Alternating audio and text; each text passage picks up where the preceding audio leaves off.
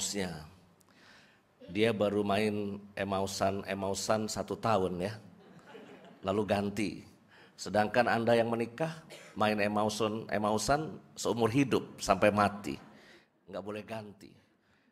Sampai sebel-sebel sama pasangannya kan, nggak boleh ganti. Teman seperjalanan, saya kira itu spiritualitas. Tokoh hari ini dalam bacaan-bacaan kitab suci yang saya tangkap cukup kuat itu adalah Petrus dan 2 murid Emmaus. Mereka bisa mengalami perubahan dari yang namanya ketakutan, kegagalan, keputusasaan, lalu berubah menjadi saksi Kristus yang luar biasa. Tapi titik pijaknya adalah kegagalan, keputusasaan, dan kekecewaan. Tadi pagi bangun tidur saya baca Instagram, reel Instagram itu, ada yang isinya tentang W.S. Rendra, seorang dramawan sekaligus penulis puisi yang terkenal di kalangan lansia, ya kan, W.S. Rendra. Karena yang muda-muda pasti udah gak kenal W.S. Rendra itu siapa. Beliau menulis begini, sebelum wafatnya ya, sebelum dia meninggal, dia menulis begini, kurang lebih. Segala sesuatu yang kita punya itu adalah titipan.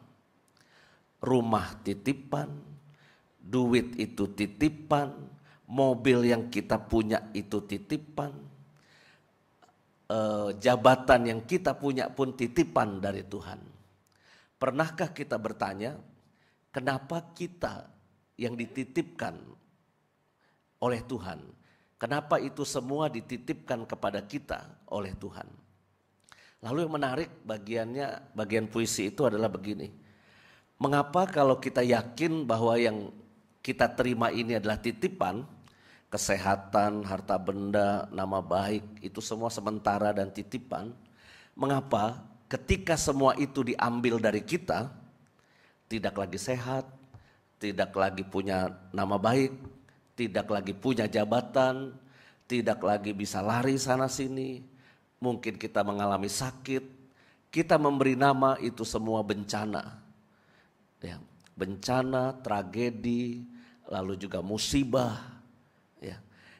Ini bagi W.S. Rendra semacam tidak sinkron antara ketika kita mau menghayati ya semua yang kita punya ini adalah titipan, bisa diambil tiba-tiba dan bisa hilang.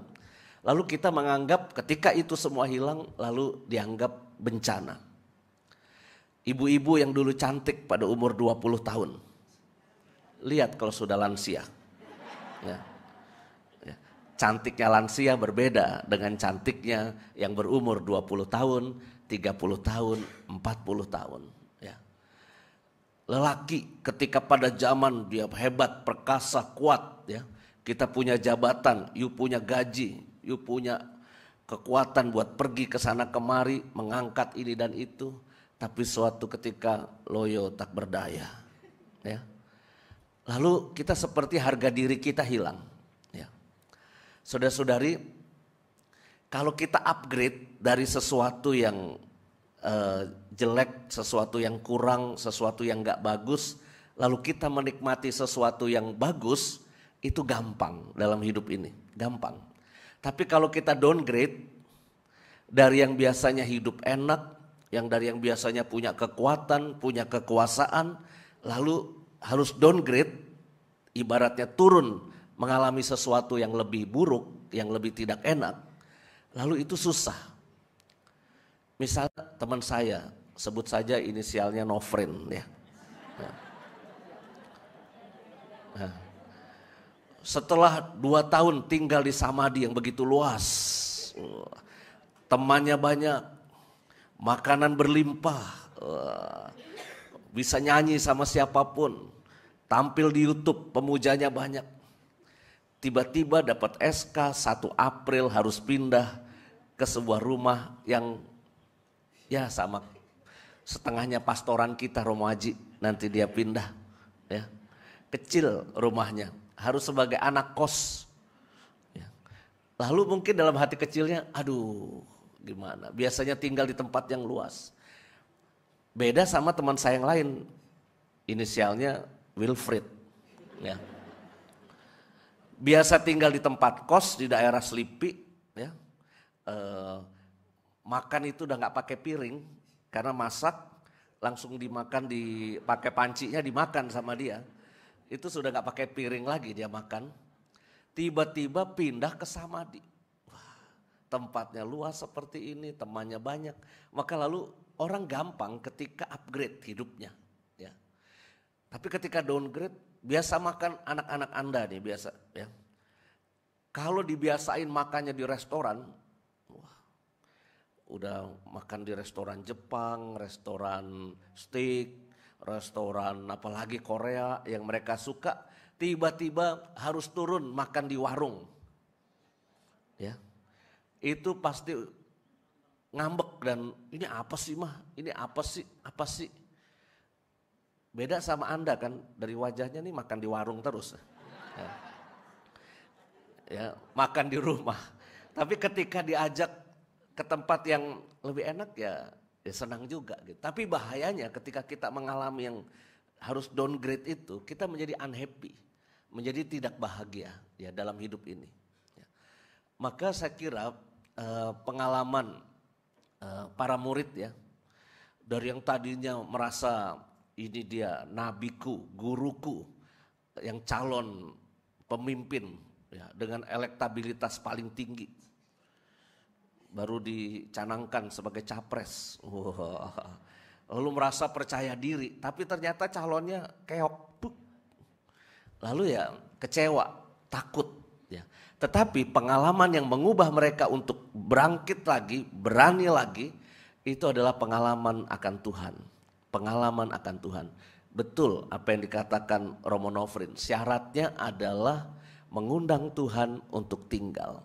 Cuma problemnya kita itu nggak ngeliat, nggak bisa secara kasat mata ini Tuhan ini jalan sama aku nih, kayak dua murid Emmaus, atau kayak Petrus dapat curahan Roh Kudus, Pentakosta, lalu dia menjadi berani.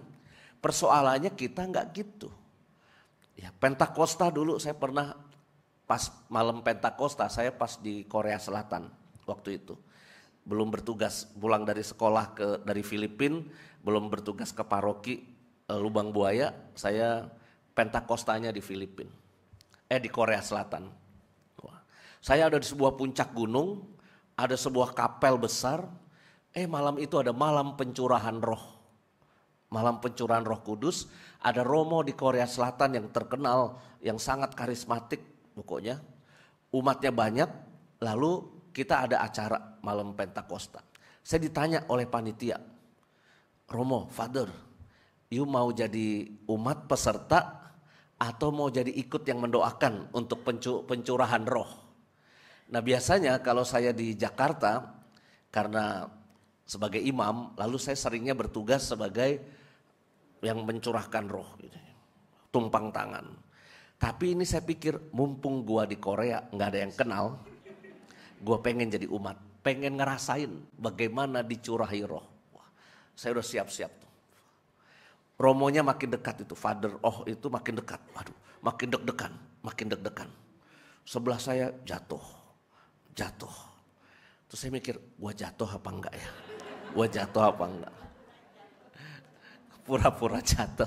Tapi saya ngintip dulu, yang jaga di belakang saya besar apa enggak badannya? Oh, gede badannya. Ya udah. Saya sih nggak merasa gubrak, gelebak gitu enggak ya, tapi ya lemes saja terus ya emang sengaja pengen ngerebahin dan ditangkap aja ya. Ya udah, tapi sadar. Bukan lalu orang yang dapat pencurahan roh itu langsung kayak orang yang resting dan nggak sadar lalu seperti dalam dunia yang lain gitu, enggak. Saya tetap sadar. Sebelah saya nangis, sebelah kiri saya itu kayak suara ular gitu kan. Suara apa lagi nih, saya bingung. Saya sadar itu semua. Tapi ya ternyata ya begitu ya. Lalu kita jangan berpikir wah orang mau dapat pencurahan roh itu harus spektakuler seperti itu. Menurut saya sih biasa aja ya. Pokoknya ya didoain, siap untuk ikhlas, pasrah, ya udah. Romo Haji ini pernah ngomong, saya ingat. Sering waktu zaman-zamannya beliau banyak roh itu ya. sering diundang KKR kan Romo Haji ya. Biasanya pasangannya kan Romo Frans Doy, Romo Rohadi ya kalau di Pulau Gebang ya. Yang beliau heran adalah kalau umat didoain Romo Rohadi jatuh. Didoain Romo Frans Doy jatuh. Tapi kalau udah tuh Romo Aji yang tumpang tangan nggak jatuh-jatuh. Tapi malah umatnya tersenyum, tertawa. Nah, itu juga karunia roh. Membuat orang tersenyum. Ya. Daripada orang ditumpangi tangan terus nangis-nangis. Ya, mendingan Romo Aji tumpang tangan tersenyum. Lalu hidupnya gembira. Ya. Jangan jadi ukuran tuh yang namanya pencurahan roh. Itu harus spektakuler, harus gelebak, harus teriak-teriak, bukan itu. Tuhan itu hadir kadangkala lewat caranya yang tidak terlalu terasa dalam artian yang megah, tapi kadangkala lewat sesuatu yang sederhana. Hadir ketika kita melihat anak kecil bermain dengan gembira, kita melihat anak itu kita tersenyum gembira. Tuhan hadir menghibur kita. Ya. Ketika kita sedih ada sahabat-sahabat yang datang. Ya. Ketika sakit ada yang besuk. Ketika lapar ada yang memberi makanan. Ya, itu juga cara Tuhan hadir dalam hidup kita. Maka saya kira pengalaman keputusasaan dan kegagalan itu biasa Bapak Ibu dalam hidup ini. Rasul Paulus bilang pencobaan biasa yang kamu alami. Ya, pencobaan yang kamu alami adalah pencobaan yang biasa. Itu kalimat Rasul Paulus. Artinya apa? Biasa aja. Artinya kalau kita mengalami suatu kegagalan, penderitaan, sakit, biasa. Namanya hidup di dunia. Sakit kanker, bukannya merendahkan sakit kanker ya Bapak Ibu, jangan salah tangkep. Tapi itu kenapa oleh Rasul Paulus disebut pencobaan biasa? Karena orang lain juga pernah sakit kanker. Gak punya duit, jangan nganggep yang gak punya duit Anda doang. Rom Nofrin pernah gak punya duit. Ya, Romo Haji, pernah nggak punya duit. Ya. Anda pernah mungkin gagal secara ekonomi, bisnis, itu pencobaan yang biasa. Ya. Dihina orang, direndahkan orang, biasa. Ya. Nanti jalan kita harus pakai tongkat, biasa. Jangan nganggap itu bencana, ini hukuman Tuhan, jangan. Karena ya hidup kita di dunia ya kayak gitu. Suatu ketika akan lemah, suatu ketika itu semua akan diambil oleh Tuhan. Maka mari kita hidup, nikmati saat ini, bahagia, juga berbakti, berbuat baik pada sesama. Sehingga pada saatnya titipan itu diambil oleh Tuhan, kita tetap ikhlas dan tetap mengatakan terima kasih Tuhan atas hidup yang kau berikan kepada aku. Kemuliaan kepada Bapa dan Putra dan Roh Kudus. Sekarang selalu dan sepanjang segala abad. Amin.